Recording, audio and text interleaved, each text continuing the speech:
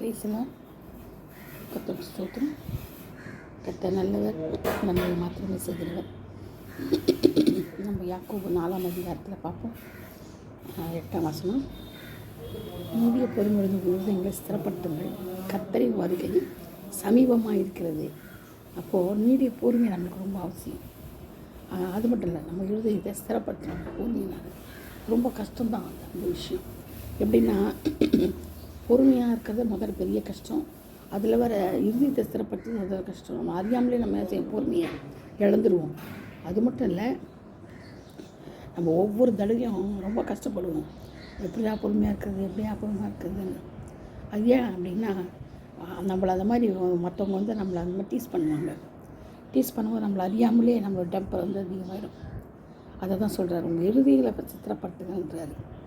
அது கர்த்தர் வருகை சமீபமாக இருக்குதான். ஏன்னா வருகை சமீபமாக இருக்கும்போது நம்ம எங்கடா பரலோக ராஜ்யத்தை விட்டுருவோன்ட்டு அப்படி சொல்கிறாரு. அது மட்டும் இல்லை, என் சகோதரரே, கர்த்தருடைய நாமத்திலே பேசி தீர்க்க தரிசனம் துன்பப்படுத்துறதுக்கும் நீடிய பொறுமையை திஷ்டாதனம் வைத்துக் கொள்ளுங்கள்.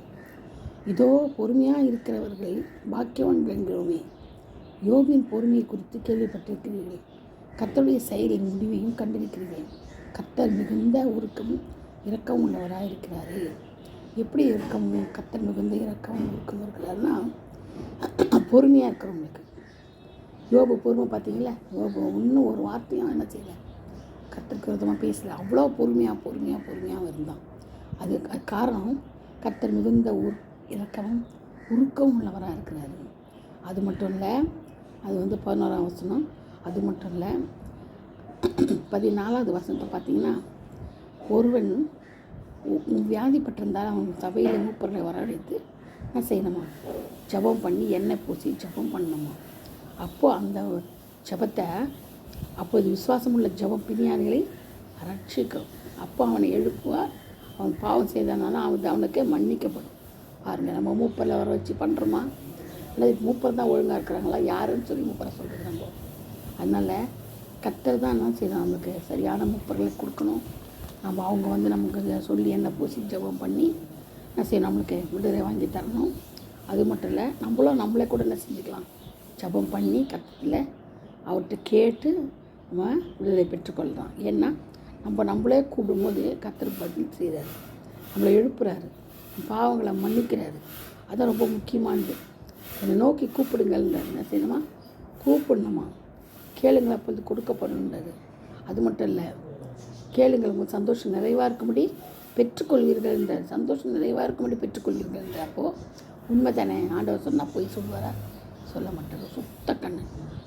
அதனால் அவர் என்ன பண்ணார், கேளுங்கள் உங்கள் சந்தோஷம் நிறைவாக இருக்கும்படி பெற்றுக்கொள்வீர்கள் சொல்கிறார். நம்ம கேட்கணும், ஆண்டவரை கேட்கணும். அது மட்டும் இல்லை, நீ ஒருவருக்கொருவர் அறிக்கையிடணும், குற்றங்களை அறிக்கையிட்டு ஜெபம் பண்ணணும். நீதிமான் செய்ய ஊக்கமான வேண்டுதல் மிகவும் பலனுள்ளதாக இருக்குதான். அந்த மாதிரி சொல்லப்பட்டிருக்கு பாருங்கள். அதே மாதிரி தான் எலியா பாருங்கள், ஊக்கமாக ஜெபம் பண்ணால், உண்மையாக ஜெபம் பண்ணால், இருதயத்தின் ஆழத்துலேருந்து ஜெபம் பண்ணால் 3.5 வருஷம் ஆனது மழை வரல. அடுத்த 3 வருஷத்துக்கு நான் செஞ்சது மழை, திருப்பி ஜெபம் பண்ணுறான். 3 வருஷம் 6 மாதம் திருப்பியும் மழை வந்தது. எப்படின்னா அவன் அவ்வளோ அளவுக்கு என்ன செய்கிறான், ஜெபம் பண்ணுறான். அது கருத்தாக ஜெபிக்கிறான். கருத்தாக இந்த ஜெபம் பண்ணும்போது ஏனோ தானன்ற சோதராண்டி தூங்கிக்கின்னு உட்காந்துக்கிட்டு ஏதோ தானம் பண்ணக்கூடாது, கருத்தாக ஜெபிக்கணும். அப்போ தான் என்ன செஞ்சார், ஆண்டவர் ஜெபத்தை கேட்குறாரு. அது பாருங்கள், எலியாவின் ஜெபத்தை கேட்டு மழையை நிறுத்தினார் பாருங்கள். 3 வருஷம் திருப்பி ஜெபம் பண்ணால் திருப்பி 3 வருஷத்துக்கு மழை வந்தது பாருங்கள். அப்புறம் அப்போ எப்படியாப்பட்ட ஒரு ஜெபமாக இருக்கும் அது. அந்த ஜெபம் நம்மக்கிட்ட இருக்கா, நம்மளை சோதிச்சு பாருங்கள், நம்மளே சோதிச்சு பாருங்கள்.